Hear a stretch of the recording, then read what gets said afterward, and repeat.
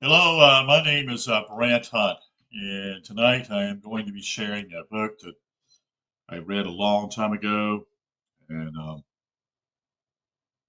actually feel like it has importance today.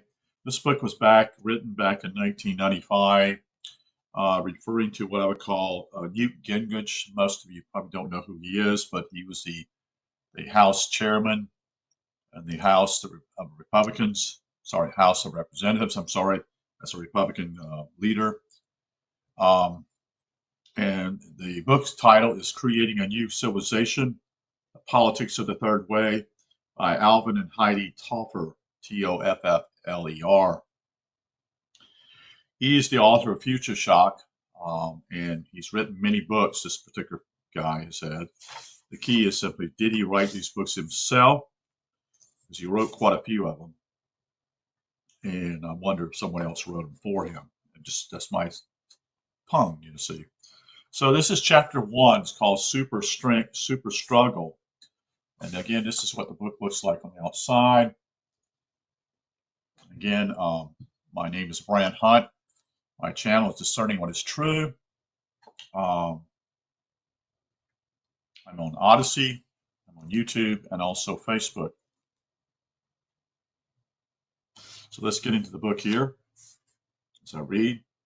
Thank you for being here.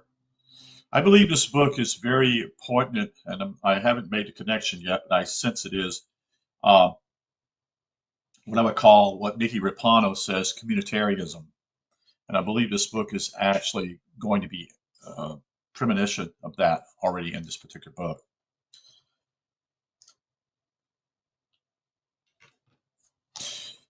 A new civilization is emerging in our lives, and blind men everywhere are trying to suppress it. This new civilization brings with it new family styles, changing ways of working, ways of loving and living, a new economy, new political conflicts, and beyond all this, a altered consciousness as well. Interesting quote, huh? Humanity faces a quantum leap forward. It faces the deepest social upheaval and creative restructuring of all time without clearly recognizing it. Yes, that's true. Most people are unaware of what's going on. We are engaged in building a remarkable new civilization from the ground up. This is the meaning of the third wave. Until now, the human race has undergone two great waves of change, each one largely obliterating earlier cultures or civilizations and replacing them with ways of life inconceivable to those who came before. The first wave of change took place with what we call the agricultural revolution. It took thousands of years to play out itself. The second wave was the rise of the industrial civilization. It took a mere 300 years. Today, history is even more accelerated, and it's likely that the third wave will sweep across history and complete itself in a few decades. Those of us who happen to share the planet at this explosive moment will therefore and feel the full impact of the third wave in our own lifetimes. The third wave brings with it a genuine new way of life based on diversified renewable energy sources, on methods of production that makes most factory assembly lines obsolete, on new non-nuclear families, on a novel institution that might be called the electronic cottage, and a radical change schools and corporations of the future. The emerging civilization writes a new code of behavior for us and carries us beyond standardization, synchronization, and centralization, beyond the concentration of energy, money, and power. This new civilization has its own distinctive world outlook, its own way of dealing with time, space, logic, and causality, I should say, and its own principles for the politics of the future. The next section, the revolutionary premise. Two apparently contrasting images of the future grip the popular imagination today. This is part of what I would call the Hegelian dialectic. He's already spelling it out here. Most people, to the extent that they bother to think about the future at all, assume the world they know will last indefinitely. They find it difficult to imagine a truly different way of life for themselves, let alone a totally new civilization. course, they recognize that things are changing, but they assume today's changes will somehow pass them by and that nothing will shape their familiar economic framework and political structure. They confidently expect the future to continue as the present. Recent events have severely shaken this confident image of the future. A bleaker vision has become increasingly popular. Large number of people fed on a steady diet of bad news, disaster movies, and nightmare scenarios issued by prestigious think tanks have apparently concluded that today's society cannot be projected into the future because there is no future. For them, Armageddon is only minutes away. The earth is racing towards its final cataclysm shudder. Our argument is based on what we call the revolutionary premise. It assumes that even though the decades immediately ahead are likely to be filled with upheavals, turbulence, perhaps even widespread violence, we will not totally destroy ourselves. It assumes that the jolting changes we are now experiencing are not chaotic or random, but they are, in fact, from a sharp, clearly discernible pattern. It assumes, moreover, that these changes are cumulative, that they add up to the giant transformation in the way we live, work, play, and think, and that a sane and desirable future is possible. In short, what follows begins with the premise that what is happening now is nothing less than a global revolution, or as he would say, a global leap. Put differently, it flows from the assumption that we are the final generation of an old civilization and the first generation of a new one. That much of our personal confusion, anguish, and disorientation can be traced directly to the conflict within us, within our own political institutions, between the dying second wave civilization and the emerging third wave civilization that is thundering in to take its place. When we finally understand this, many seemingly senseless events become suddenly comprehensible. Broad patterns of change begin to emerge clearly. Actions for survival become possible and plausible again. In short, the revolutionary premise liberates our intellect and will. The leading edge. One powerful new approach might be called social wavefront analysis. It looks at history as a successive of rolling waves of change and asks where the leading edge of each wave is carrying us. If it focuses on our attention not so much on the continualities of history, that is important as they are, as on the discontinuities or imbrications and breakpoints. It identifies key change patterns as they emerge so that we can influence them. It begins with the very simple idea that the rise of agriculture was the first turning point in human social development and that the Industrial Revolution was the second great breakthrough. It views each of these not as a discrete one-time event, but as a wave of changing, moving at a certain velocity. Before the first wave of change, most humans lived in small, often migratory groups and fed themselves by foraging, fishing, hunting, or herding. At some point, roughly 10 millennia ago, the agricultural revolution began and crept slowly across the planet, spreading villages, settlements, cultivating land, and a new way of life. The first wave of change has not yet exhausted itself by the end of the 17th century when the Industrial Revolution broke over Europe and unleashed the second great wave of the planetary change. This new process began moving much more rapidly across nations and continents. Thus, the two separate and distinct processes were rolling across the earth simultaneously, but at different speeds. Today, the first wave has virtually subsided. Only a few tiny pre-agrarian populations in South America or Papua New Guinea, for example, remain to be reached by agriculture. The force of this great first wave has basically been spent.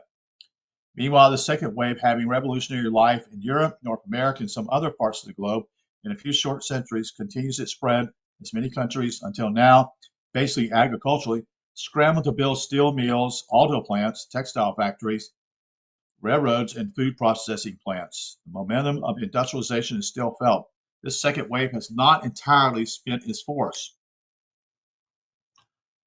But even as this process continues, another even more important has begun. Where the tide of industrialization peaked in its decades after World War II, a little understood third wave began to surge across the earth. transforming everything it touched. Many countries, therefore, are feeling the simultaneous impact of two, even three quite different waves of change, all moving at the different rates of speed and with different degrees of force behind them. For our purpose, we shall consider the first wave era to have begun sometime around 8000 BC and to have dominated the earth unchallenged until sometime around AD, that is 1650 to 1750. From this moment on, the first wave lost momentum as the second wave picked up steam.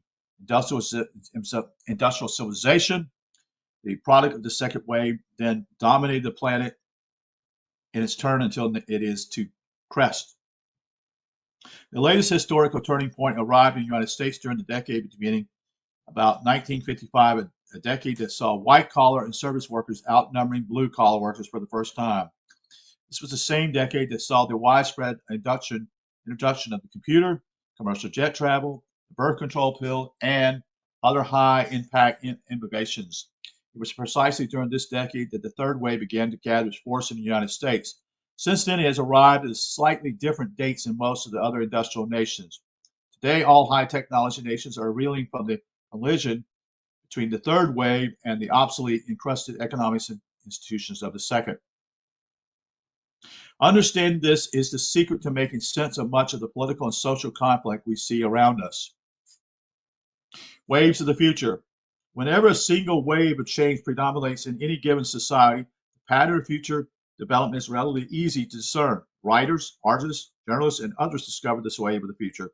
Thus, in the 19th century Europe, many thinkers, business leaders, politicians, and ordinary people held a clear, basic, correct image of the future. They seemed that history was moving towards the ultimate triumph of industrialization over pre-mechanicalized agriculture, and they foresaw with considerable accuracy many of the changes that the that the second wave would bring with it: more powerful technologies, bigger cities, faster transport, mass education, and the like. This clarity of vision has direct political effects. Parties and political movements were able to triangulate with respect to the future. Pre-industrial agriculture interests organized a re-argued action against encroaching industrialization, against big business, against union bosses, against simple cities. Labor management grappled for control of the main levels of the emerging industrial society. Ethnic and racial minorities defining their rights in terms of improving role in the industrial world, demanding access to jobs, corporate positions, urban housing, better wages, and mass public education. This industrial vision of the future has important psychological effects as well. The shared image of an industrial future intends to define options to give individuals a sense not merely of who or what they were, but what they were likely to become, because it provides a degree of stability and a sense of self, even in the midst of extreme social changes. In contrast, when a society is struck by two or more giant waves of change, and none is yet clearly dominant, the image of the future is fractured. It becomes extremely difficult to sort out the meaning of the changes and conflicts that arise. The collision of wave fronts creates a raging ocean full of clashing currents, eddies, and maelstroms, which conceal the deeper, more important historical tides. In the United States and in many other countries, the collision of second and third waves created social tensions, dangerous conflicts, and strange new political waveforms, fronts that cut across the usual division of class, race, sex, or party. This collision makes a shamble of traditional political vocabularies and makes it very difficult to separate progressives from reactionaries, friends from enemies. All the old polarizations and coalitions break up. The apparent incoherence of political life is mirrored in personal disintegration. Psychotherapists and gurus do a land office building. People wander aimlessly amid competing therapies. They slip into cults, covens, or alternate into a pathological privatization, convinced that reality is absurd, insane, or meaningless.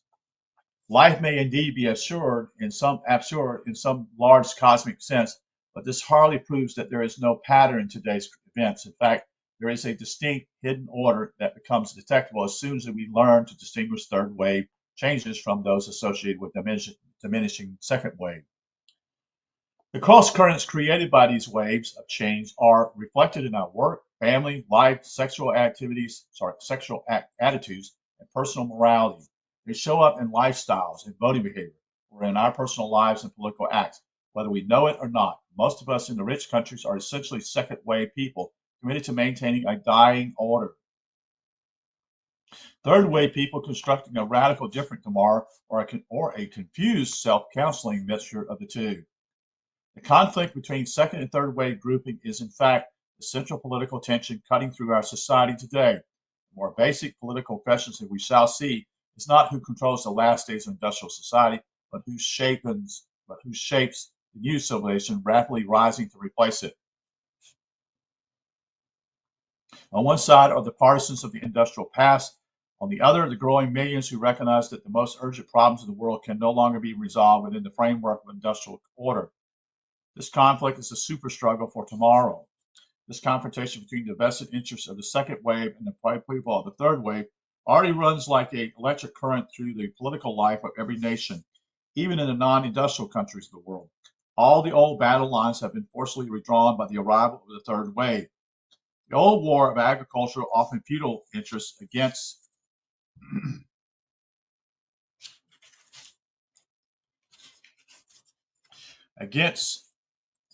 industrialization elites, either capitalism or socialism, takes on a new dimension in light of the coming obsolescence of industrialization. Now, the third wave civilization is making its appearance. Does rapid industrialization imply liberation from neocolonialism and poverty, or does it, in fact, guarantee permanently dependency? It's only against the widescreen background that we can begin to make sense of the headlines, to sort out our priorities, to frame sensible strategies for the control of changes in our lives. Once we realize that a bitter struggle is now raging between those who seek to preserve industrialization and those who seek to supplant it, we have a new tool for changing that world. To use this tool, however, we must be able to distinguish clearly those changes that extend the old industrial civilization from those which facilitate the arrival of the new. We must, in short, understand both the old and the new, the second wave industrial system into which so many of us were born, and the third wave civilization that we and our children will inhabit. Let's go to the next chapter here, if we want to. A Class of Civilizations, Chapter 2. It has belatedly begun to dawn on people that industrial civilization is coming to an end. Its unraveling already evident in the 1970 when we wrote about the great general crisis of industrialization and future shock. Raised with it the threat of more, not fewer wars, but wars of a new type. Because massive changes in society cannot occur without conflict, we believe the metaphor of history as waves of change is more dynamic and revealing than talk about a transition to postmodernism. Waves are dynamic. When waves crash on one another, powerful cross currents are unleashed. When waves of history collide, old civilizations clash. And that sheds light on much that otherwise seems seamless or random in today's world. The wave theory of conflict tells us that the main conflict we face is not between Islam and the West, or the West against the West, as recently suggested by Samuel Huntington, nor is America in decline, as Paul Kennedy declares, nor are we, in Francis Fukuyama phrase, facing the hinder of history, the deepest economic strategic changes of all in the coming division of the world to three distinct, differently, and potential clashing civilizations that cannot be mapped using the conventional definitions. The first wave civilization was and still is inescapable attached to the land. Whatever local form it takes, whatever language its people speak, whatever its religion or belief system, it is a product of the agricultural revolution. Even today, multitudes live and die scrapping at the unyielding soil as their ancestors did centuries ago. Second wave civilization, its origins are in dispute, but life did not fundamentally change for a large number of people until, roughly speaking, 300 years ago. That's when Newton's science first arose. It's when the steam engine was first put to the economy use and the first factories began to proliferate in Britain, France, and Italy.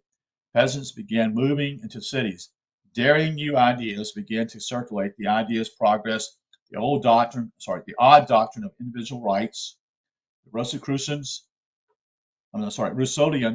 notion of social contract, secularism, the separation of church and state, and the novel idea that leaders should be chosen by popular will, not by divine right. Driving many of these changes were a new way of creating wealth, that is, factory productions. And before long, many different elements came together to form a system, a mass production, mass consumption, mass education, mass media, all linked together and served by specialized institutions such as schools, corporations, and political parties. Even family structures changed from the large agrarian style household in which several generations lived together to the small, stripped down nuclear family typical of the industrial societies.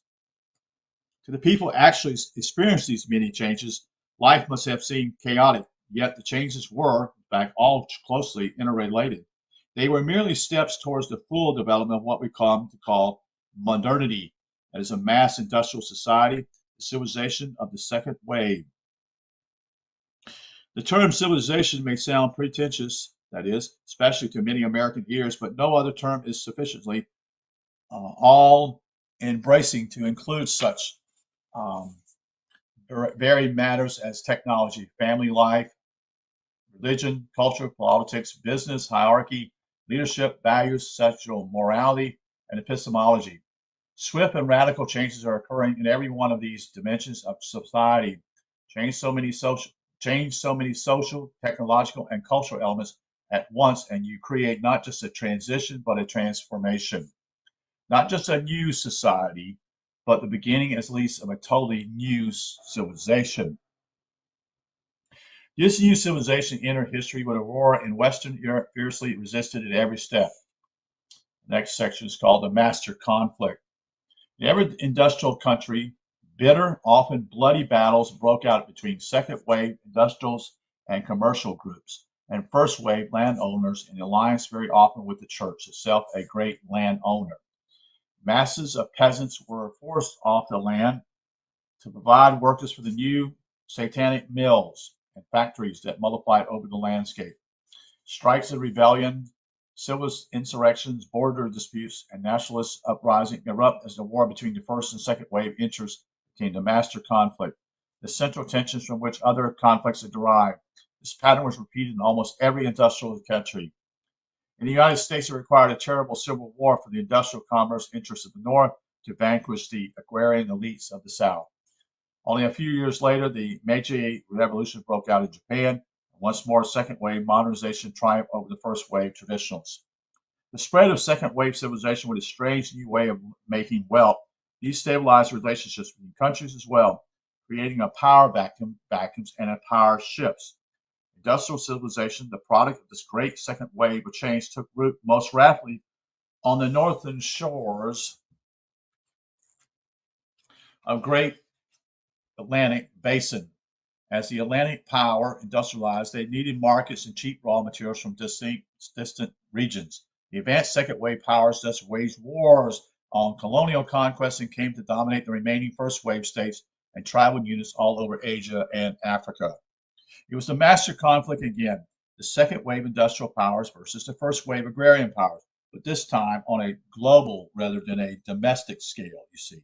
And it was this struggle that basically determined the shape of the world until recent times. It set the frame within which most wars took place. Tribal and territorial wars between different primitive and agricultural groups continued as they had throughout previously millennia. But these were of limited importance and often merely weakened both sides, making them each easy prey for the colonial forces of industrial civilization. This happened, for example, in southern Africa, as Cecil Rhodes and his armed agents seized vast territories from tribal and agrarian groups, busy fighting one another with primitive weapons. Elsewhere, too, many seemingly unconnected wars around the world were, in fact, expression of the main global conflict, not between competing states, but competing civilizations. Yet the very biggest and most murderous wars during the industrial age were intra-industrial, that is, wars that pitted second wave nations like Germany and Britain against one another, as each one struggled for global dominance while keeping the world's first wave population in their subordinate place. The ultimate result was a clear division. The industrial era bisected the world into a dominant and a dominating second wave civilization and scores of sudden but subordinate first wave colonists. Many of us grew up in this world divided between first and second wave civilization, and it was perfectly clear which one held the power. Today, the lineup of world civilization is different. We are speeding towards a totally different structure of power that will create not a world cut in two, but sharply dividing into three contrasting and competing civilizations. The first still symbolized by the hoe, the second by the assembly line, and the third is by the computer. In this trisected world, the first wave sector supplies agricultural and mineral resources. The second wave sector provides cheap labor and does the mass production.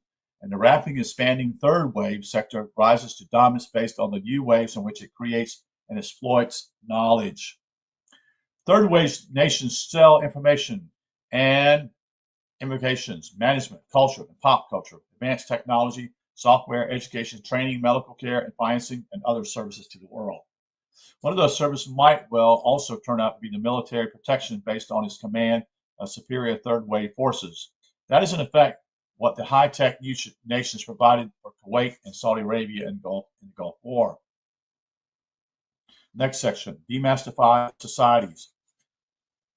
The second wave created mass societies that reflected and required mass production. The third wave, brain-based economies, that is, mass production, which could almost be considered the defining mark of the industrial society, is already an outmolded form.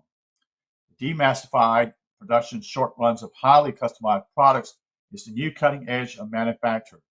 Mass marketing gives way to marketing segments and particle marketing. Paralleling the change in production, all industrial styles behold the collapse of their own mass and face destruction. Labor unions in the mass manufacturing sector shrink. Mass media are demassified in parallel with production, and giant TV networks shrivel as new channels proliferate. The family system, too, becomes demassified. The nuclear family, once the modern style standard, becomes a minority.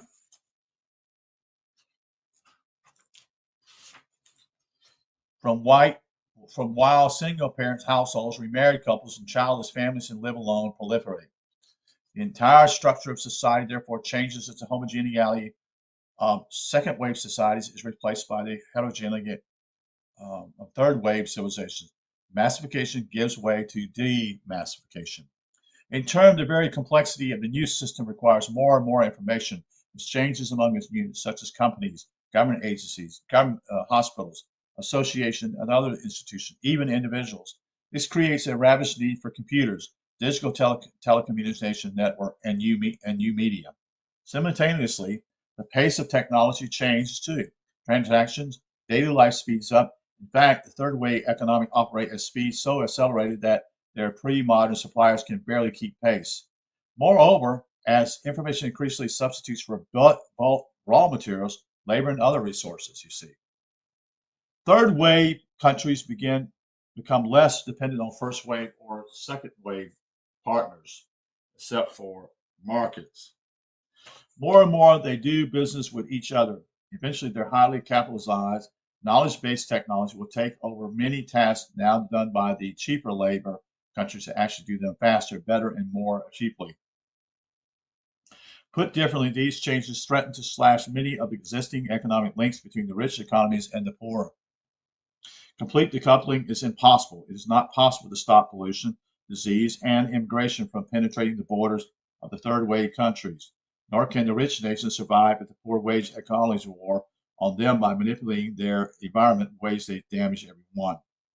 For these reasons, tensions between the third wave civilization and the two older forms of civilization will continue to rise, and the new civilization may well fight to establish global hegemony, just as the second wave modernizations did with respect to the first wave pre-modern societies in centuries past. Once this concept of the class of civilizations is grasped, it helps us make sense of many seemingly odd phenomena. Today's flaring nationalism, for example, Nationalism is the ideology of the nation state, which is a product of the Industrial Revolution.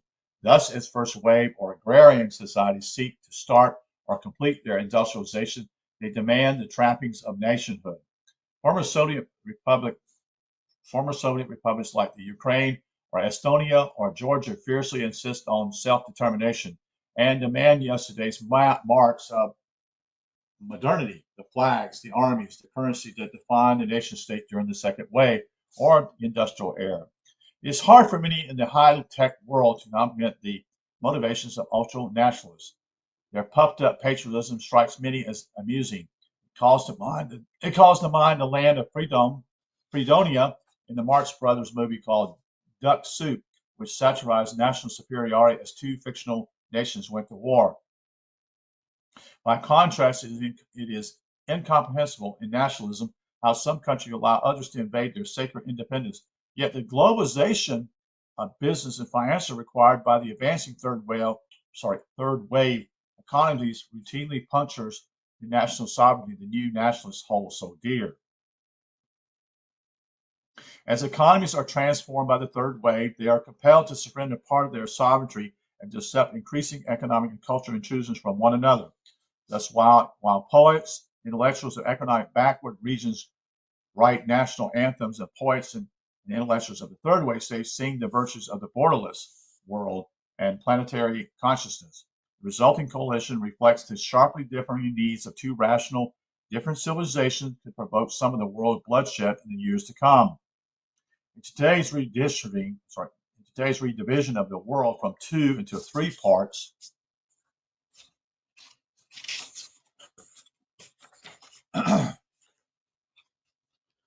seems less than obvious right now. It is simply because the transition from second wave brute force economies to third wave brain force economics is nowhere yet complete. Even in the United States, Japan, and Europe, the domestic battles for control between the third and second wave elites is still not over. Important second wave institutions and sectors of production still remain, and second wave political lobbies still cling to power. The mix of second and third wave elements in each high-tech country gives each its own characteristic formation. Nevertheless, the trajectories are clear. The global competitive race will be won by the countries that complete their third wave transformation with the least amount of domestic dislocation and unrest. In the meantime, the historical changes from a bisected to a trisected world could well trigger the deepest power struggle on the planet, as each country tries to position itself in the emerging three-tier power struggle. Behind this monumental reallocation of power lies a change in the role, significance, and nature of knowledge. So this is, again, this is 2 chapters, Creating a New Civilization, the Politics of the Third Wave. I wanted to share this with you. This particular book was a preface by, or forward by Newt Gingrich, which I did not read. I wanted just to get into the meat of the book, to be quite honest with you. So that concludes our 2 chapters tonight, which were basically dealing with what I call number 1 being chapter 1 being super struggle, and then chapter 2 being a class of civilizations. So I appreciate you listening. This guy, Alvin Toffler, has been writing books for quite a while, and it seems to be what I call futuristic books. But I can see already the resemblance of what he's talking about here is that, and I don't know what he's going to go into, but I can see that simply as there's going to be more than just the haves and the have-nots here. There are probably going to be 3 groups here is what I'm seeing. And this is kind of interesting to see. So we'll be looking at this another day, chapter 3. Thank you for being here, and thank you for your attention. May you have ears to hear, and may you have the eyes to see. Thank you. Have a good night.